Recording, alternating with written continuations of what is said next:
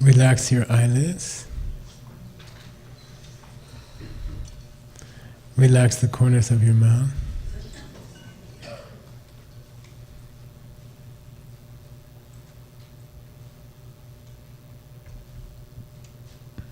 Relax your hands. Pull them back a little bit. It straightens your back and your chest comes out.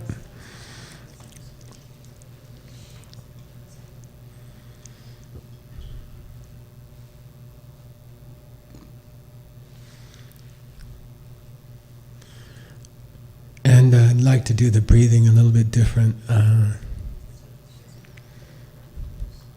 So your central channel, Zhongmai, comes to a place. The opening is between your eyebrows, a little bit up from the eyebrows. And this is where the end of your central channel comes out. And sometimes when you do the breathing meditation, you can do it from this place, this hole. So I'd like you to watch your exhales, long exhales, but please do it from the point between your eyebrows, Bhruvor Madhye in Sanskrit. And so you're not breathing through your nose. Actually, the breath's coming and going through your nose. But imagine that it's coming in and out of this spot between your eyebrows and up a few millimeters. And let's practice breathing from there. Long exhales. It will help you to focus.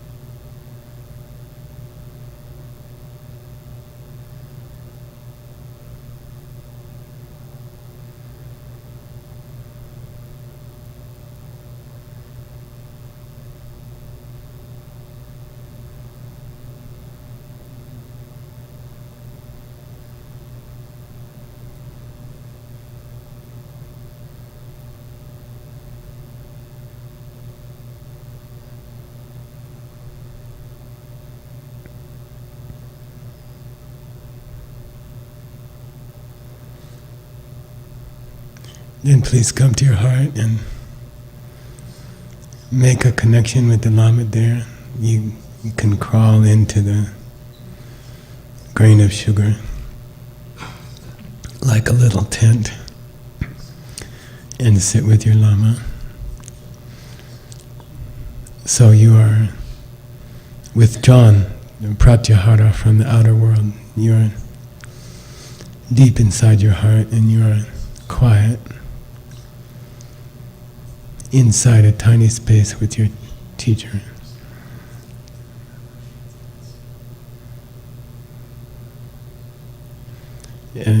Look at them, make sure it's clear, the visualization, as if they were really there, breathing, warm, fragrant.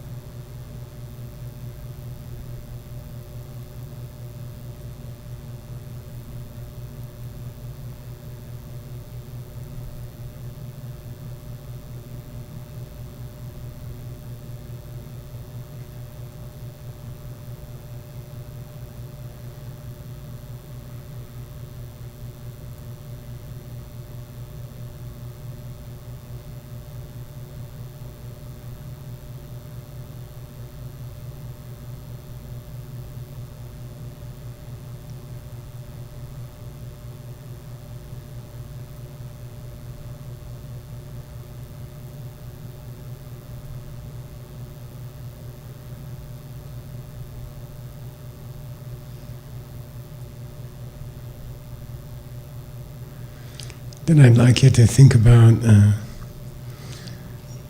a Buddhist image that you are familiar with. Maybe it's a painting, maybe it's a Buddha statue, Tsongkhapa, Tara, Buddha, Kuan Yin. You choose some image, photograph, painting, carving, something you see pretty often. Maybe it's in your home, on your altar.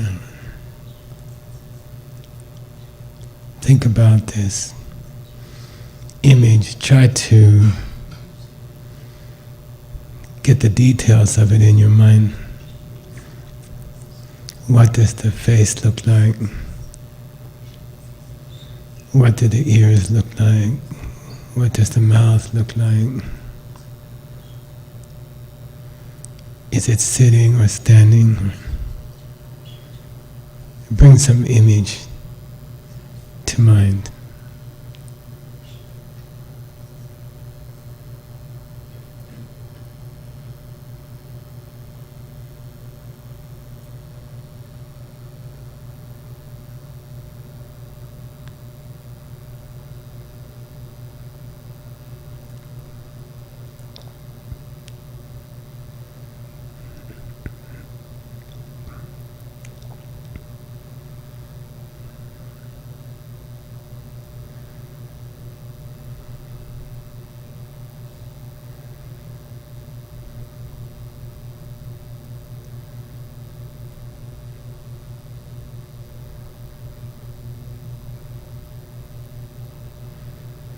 Now I'd like you to try to imagine, where was this image made? I have a Tsongkhapa statue. I don't know exactly, I think it was made in Nepal. But try to imagine the person who made it, or painted it, or carved it. Go back in time. Trace the lineage of this image back to a workshop or a studio, and somebody was painting or carving.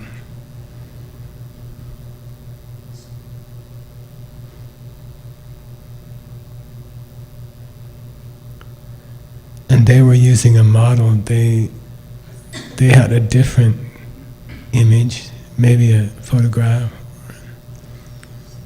painting, carving, of an earlier version of your image. So try to go back in time to the day your image was finished in a studio or a workshop or a factory. And the person was looking at a model of an earlier image, in my case of Tsongkhapa.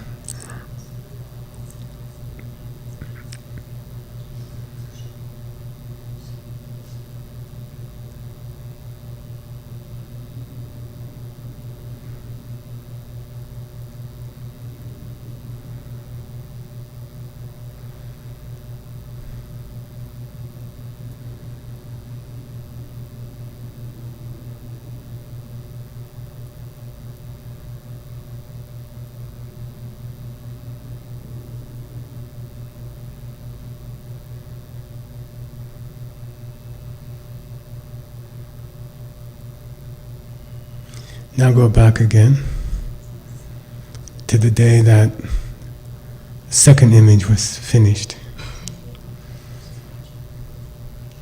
And maybe you have to imagine the place where maybe it was finished. We don't know exactly.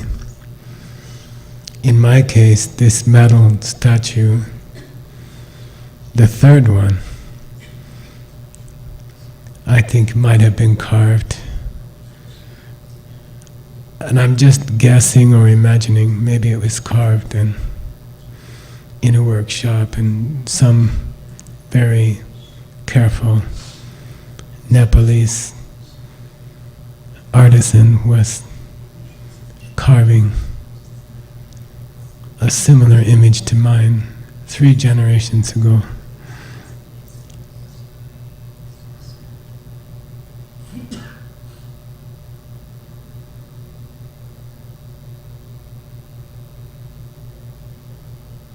And they were using a model,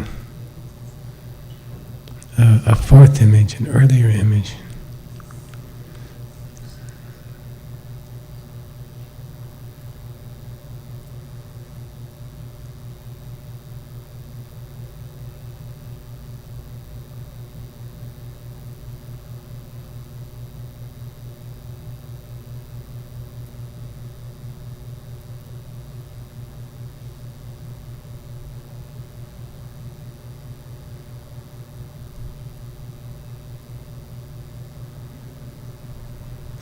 And now skip back to the first one that was ever made. And somebody saw Tsongkhapa or Tara or Buddha. In fact, I found in an ancient art book, they said that the first painted image of Buddha was the Wheel of Life. And that's the great grandfather of all images of the Buddha. And that was made by someone who was looking at the Buddha. So with your image, whether it's Tara or Guanyin or Buddha, Tsongkhapa, let's go back to the very first image. And someone had the good fortune, someone had the good karma to be sitting in front of the Buddha, the real Buddha, or Tsongkhapa, or someone had the really good karma to sit in front of a tantric deity, angel, like Tara or Kuan Yin, all images of all holy beings in this world started when someone was looking at or thinking about the real one.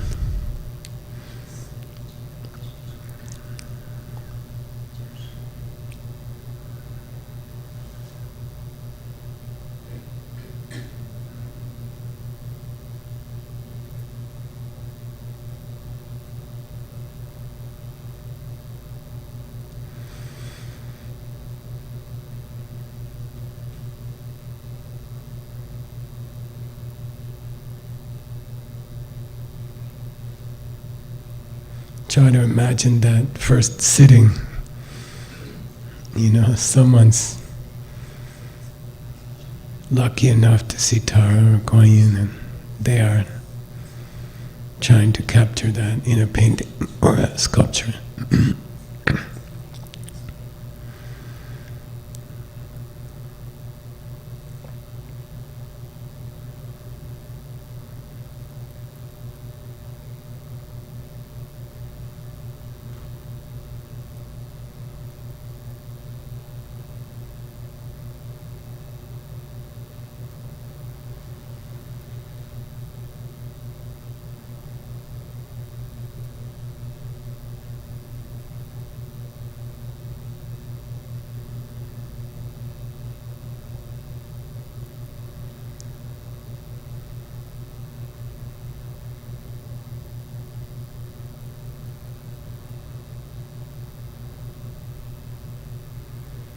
Now please come back to your image in your home, or on your altar or your wall. The first image we started with. In my case it's a Tsongkhapa, nice statue someone gave me. It's on the altar in my bedroom. Come back to that image, the first one that you were thinking about. And now try to feel different about this image. Don't think factory, don't think store. Think, oh, this is ultimately this image started with the real person, or the real tantric deity or angel. Someone saw them. This statue I have is almost like proof, or this statue that I have is the footprint of Tsongkhapa.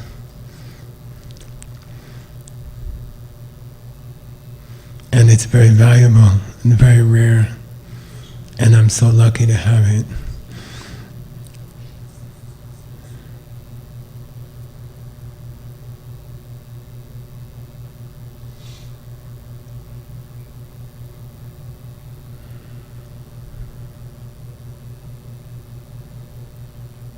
And then come back to the Lama in front of you and thank them in your mind.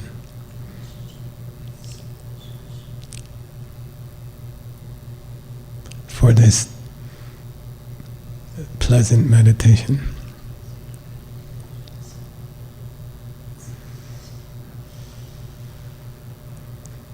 Then come back to your forehead.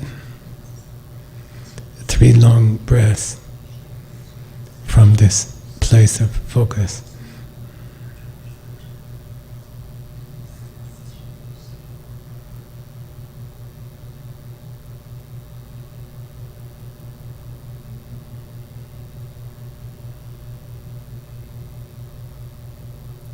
And you can slowly open your eyes.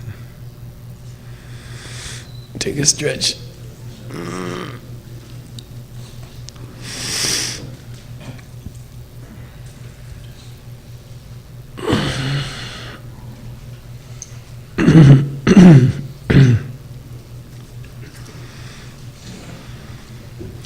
So the goal of that meditation is to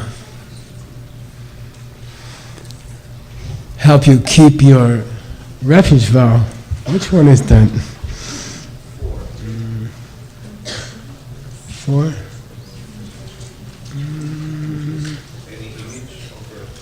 Yeah. Yeah, number 4. So the 4th refuge vow is to respect images of the Buddha. When I first studied with my Lama, one of my jobs was to clean the temple a lot.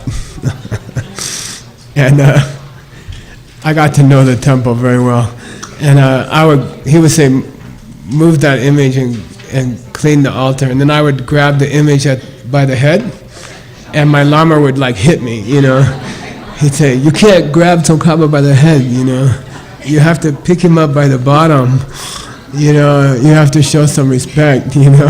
And, okay, so, and I'll tell you honestly, I mean, it's another thing that happens on the day you see emptiness directly. The meditation we just did, you have a direct experience of it. You see? You have because you see the Buddha directly, then when you come out, when you get up, your whole relationship with images changes, you know. So I'm not the kind of person that keeps a very good altar. I have friends who have 100 images in their house, and Dr. Wu, if you ever go to his house, it's cool. There's no place for people. It's all Buddhas. You know, I don't do that. I just have a few. And to be honest, I don't look at them very often. They just became part of my house, you know. And but on the day you see emptiness, your relationship to paintings and sculptures, statues, it changes.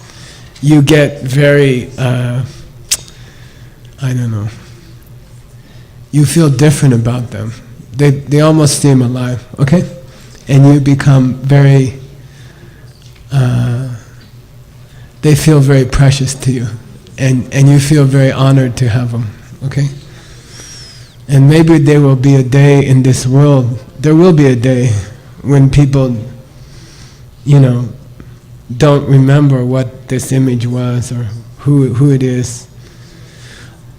It's like the photographs of you, you know. There will be a day when the last one gets thrown out, you know. They say, who is this? I don't know. It's some grandfather's father or something, and they just throw it out. And then the last picture of you in this world will be thrown out by someone cleaning someone's house, you know, and they say, well, this guy is weird. You know, they throw it out, you know, who needs this, you know? And there will come a day in this world when you can't get a Buddha image, you see? And so they're precious, and one of the parts of this vow is to not judge the quality of the painting and not judge the quality of the statue, you know. And there's a joke. It's well, there's a tradition that if you see a Buddha statue that's not made very well, you aren't allowed to say, after you take refuge in Buddha, you're not allowed to say, that's an ugly statue, because you're talking about Lord Buddha, okay? So you're supposed to say, the artist was not so skilled, you know? So sometimes I go with my friends to museums and they'll say, oh look, Geshe, the artist was not so skilled. It means pretty ugly Buddha statue, okay? So when somebody said, that's what we were eating, again, we had a really bad dinner, somebody said, the cook was not so skilled. Okay.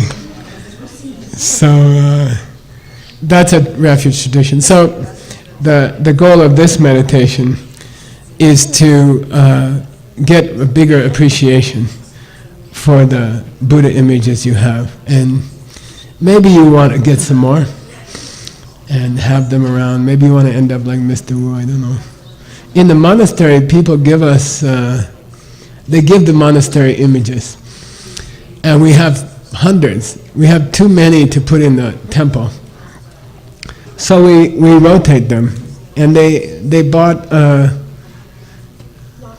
lockers, like athletic lockers, and they keep, week number 1, locker 1, those Buddhas get to be in the temple, and then week number 3, locker 2, they get to be in it, and we it's a lot of work to change the images, and now Diamond Mountain is starting to collect. I got like 10 more for you. People gave me like priceless diamond cutter sutras and stuff. There's one that rolls out from about here to the wall. I don't have room in my house, so I was gonna give it to you guys. I have to remember, okay? And we're putting some at the college. So you're gonna get a bigger appreciation, and that's part of taking refuge, okay? Because many countries have pictures of angels, like this one here. I think it's Munich or Berlin. Do you know? Munchkin? Huh? This one's Berlin? Yeah. Or maybe it's Kiev, I don't remember. But Paris has beautiful ones. Mexico City, oh my gosh, a whole street. In the middle of 2 streets, they're going into the downtown. There's, I don't know, how many? 20, 30 angel statues, one by one on these huge pillars, okay? And that's good. We should be happy. All these churches have angels, and all these Muslim books have angels, and we should be happy. It means somebody in that country saw an angel, you see? Or met someone who saw an angel, you see? So when you see a statue of an angel in Mexico or Germany or Guanyin in China, you should be happy. Oh, somebody saw them, okay? And you should be excited, okay? Now maybe I can, okay? And if you keep them around, you have a bigger chance of seeing them, okay? All right.